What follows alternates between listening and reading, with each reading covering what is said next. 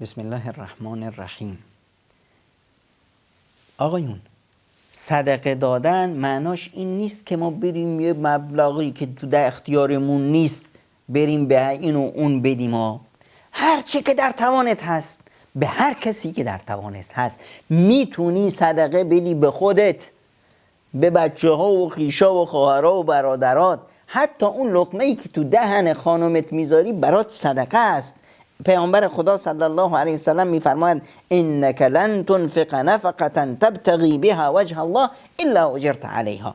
تو هیچ نفقه ای، هیچ خرجی نمی کنی و هدفت رسیدن به رضایت خداوند هست مگر اینی که اجر و پاداشش رو میگیری.